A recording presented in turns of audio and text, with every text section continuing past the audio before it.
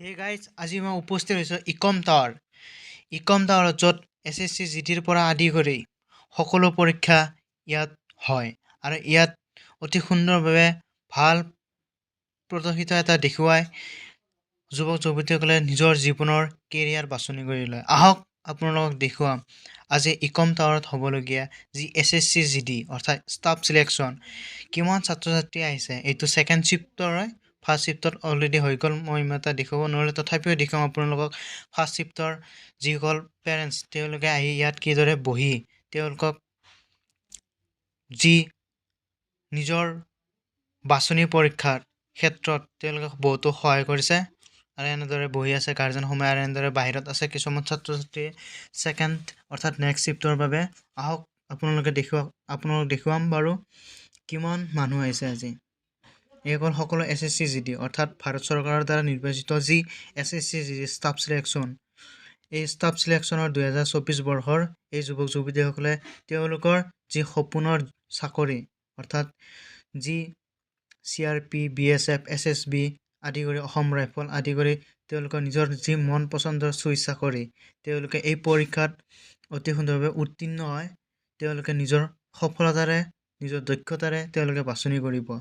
তেওঁলোকে নিজৰ ভালপোৱা নিজৰ যি দেশপ্ৰেমমূলক যি চাকৰি সেই চাকৰিটো ইয়াৰ পৰাই তেওঁলোকে ভাল এটা প্ৰদৰ্শন কৰিব।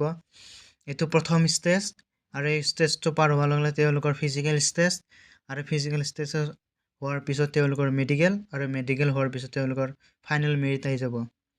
প্ৰতিটো ষ্টেজে এটা অদ্ভুত আৰু এই অদ্ভুত ষ্টেজটো তেওঁলোকে অতি সংগ্ৰামিতাৰে অৰ্থাৎ নিজৰ বল শক্তি মনোবল এই তিনিটাৰে তেওঁলোকে অতিক্ৰম কৰিব লাগিব আৰু অতিক্ৰম কৰি ভাৰত চৰকাৰৰ দ্বাৰা প্ৰকাশিত হোৱা যি SSC GD এই SSC GD তেওঁলোকে ভালদৰে এটা সফলতা অৰ্জন কৰিব পাৰিব। আহক চাওক ইকম টাৱাৰ, য'ত নেকি অসমৰ পৰা আদি কৰি ভাৰতৰ প্ৰতিটো অৰ্থাৎ অসমত হোৱা চাকৰিৰ যি পৰীক্ষা চেণ্টাৰ এইটোতে হয় প্ৰায়ভাগ আৰু নানা ধৰণৰ ডিষ্ট্ৰিক্টসমূহৰ পৰা ছাত্ৰ ছাত্ৰী আহিছে। কোনোবা হাজো, কোনোবা গুৱাহাটী, কোনোবা বাক্সা, কোকৰাঝাৰ আদি কৰি বহুতো মই যিবোৰ বহুতোকে লগ পাইছোঁ আৰু প্ৰায়বোৰ দূৰৰে হয় আৰু ইয়াত তেওঁলোকে নিজৰ ভাল প্ৰদৰ্শিত দেখুৱাই তেওঁলোকে সফলতা অৰ্জন কৰিব আৰু অৰ্জন কৰি নিজৰ যি মনৰ যি হেঁপাহৰ তেওঁলোকৰ চাকৰি আৰু এই চাকৰিটো তেওঁলোকে অতি সুন্দৰভাৱে সফলতা লাভ কৰিবলৈ অৰ্জন কৰিব পাৰিব। আহক চাওক আপোনালোকে SSC GD ইমান সহজো নহয় আৰু ইমান টানো নহয়, মাত্ৰ নিজৰ ওপৰত মনোবল থাকিব লাগিব। দেশ মাতৃক সেৱা কৰিবলৈ হ'লে নিজৰ সদায় শক্তি মনোবল থাকিব লাগিব।